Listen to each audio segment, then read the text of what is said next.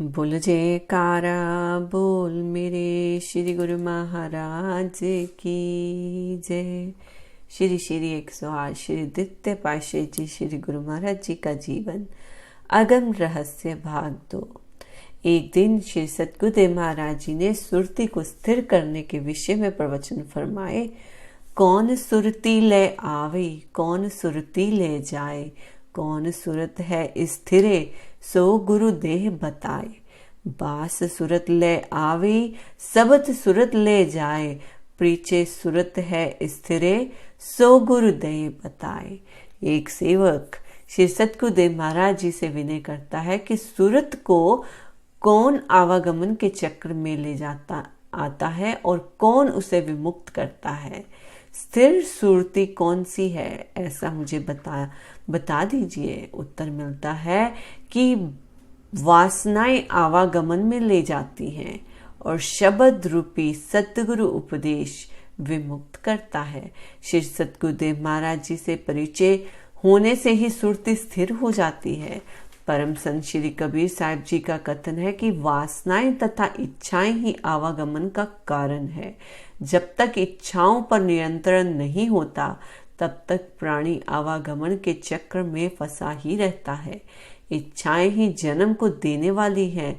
सतगुरु से जब परिचय हो जाए तो उनके दिए हुए शब्द से सुरती स्वतंत्र होकर जन्म मरण से छुटकारा पाती है। ऐसा ही श्री गुरुदेव जी ने समझाया। शब्द से सुरती मिलाना ही गुरुमुख का कर्तव्य है।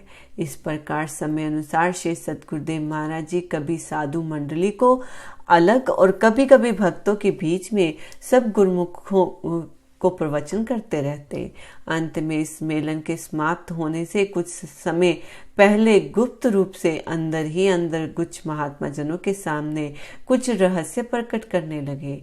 एक दिन श्री स्वामी वैराग्यानंद जी, तीसरी पातशाही जी श्री गुरु महाराज जी, महात्मा सतगुरु सेवानंद जी, महात्मा संतोषानंद जी, महात्मा गुरु दर्शनानंद जी को अंदर बुलाकर उनको आश्वासित किए, अब हम आपको दर्शन दे या ना दे, जैसी हमारी मौज होगी करेंगे।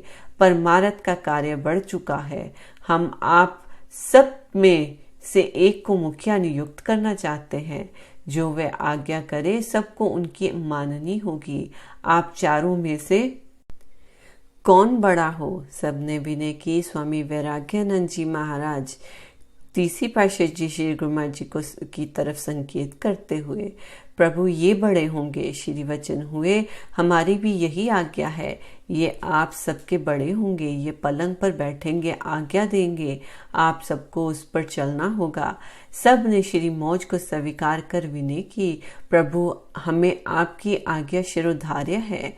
पुण्य आप श्री सतगुरुदेव महाराज जी श्री दूसरी पातशाही जी ने उन सब के सम्मुख श्री स्वामी वैराग्यानंद जी महाराज का हाथ अपने सुकोमल कर कमलों में लेकर फरमाया, ठीक है, ये आप सबके बड़े होंगे। क्या आप सबको स्वीकार है? सबने नतमस्तक हो श्री मौज को स्वीकार किया। इस प्रकार अंदर ही अंदर सबको ये निर्णय दिया और बाहर किसी को इस रहस्य का पता ना चला। 5 अक्टूबर सन 1935 को सम्मेलन के संपूर्ण होने से एक सप्ताह पूर्व आपने सब महात्माओं के सम्मुख ये रहस्य प्रकट किया। शाम 4 बजे अंदर की हवेली में श्री दर्शन खुले हुए थे। आपने सबके सामने ये वचन किए, अब हम थक गए हैं और एकांत में रहना चाहते हैं। हम आप सब में से एक को बड़ा नियुक्त करना चाहते हैं। आप सबके लिए सर्वमान्य होगा। बताओ कौन बड़ा हो? फिर स्वयं महात्मा सतगुरु सेवानंद जी को बुलाकर पूछा कि आप सब में से कौन बड़ा होना चाहिए। उस समय महात्मा सतगुरु सेवानंद जी ने करबंद प्रार्थना की, दीनदयाल जी, स्वामी तीसरी पातशाही जी का नाम लेकर कि ये बड़े होने चाहिए। तब आपने सब महात्माओं के सन्मुख ये वचन फरमाए, ठीक है, यही हमारी सलाह है। ये आप सबके बड़े होंगे। आप सबको उनकी आज्ञा माननी होगी।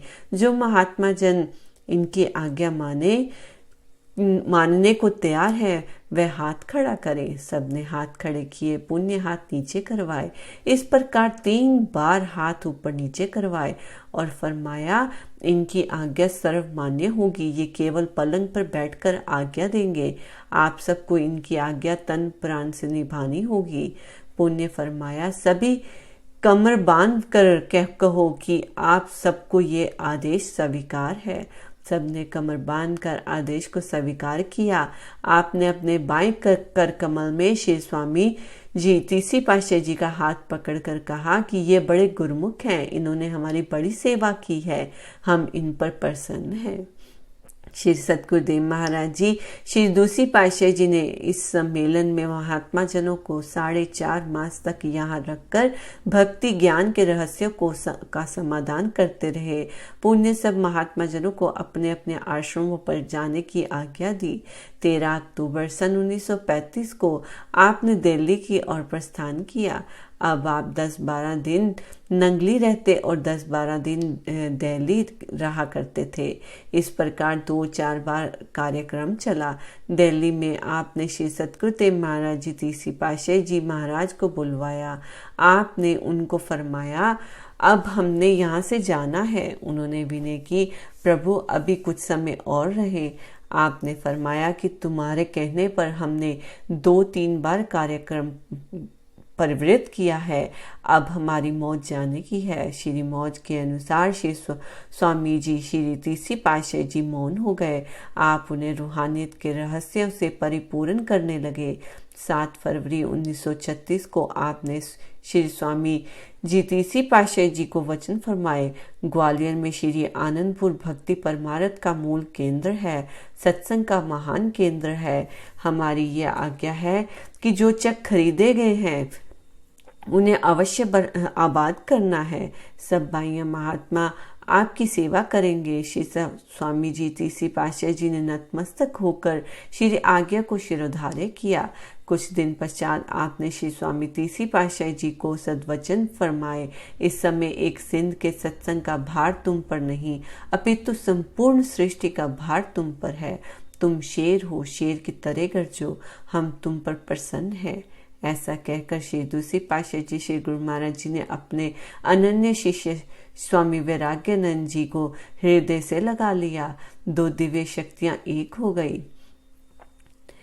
इसके बाद श्री सतगुरुदेव महाराज जी द्वितीय पातशाही जी ने महात्मा सत्य विचारानंद जी को अंदर अपने पास बुलाकर फरमाया कि ये रूहानी रहस्य हम तुम्हें बता रहे हैं, समय आने पर इसे सब पर प्रकट कर देना। फिर महात्मा सत्य विचारानंद जी ने यह हुक्मनामा लिखवाया, श्री स्वामी वैराग्यानंद जी हमारे रूहानी जानशीन होंगे, इन्हें हमारा ही स्वरूप मानकर इनकी आज्ञा पर सबको चलना होगा, सबको इनसे ही भक्ति परमार्थ का लाभ प्राप्त होगा। श्री सतगुरुदेव महाराज जी दूसरी पातशाही जी ने अपने अनन्य शिष्य को परिपूर्ण कर उन्हें चकोड़ी जाने के लिए आज्ञा दी। श्री स्वामी जी तीसरी पातशाही जी श्री आज्ञा अनुसार दिल्ली से चकोड़ी आश्रम में गए।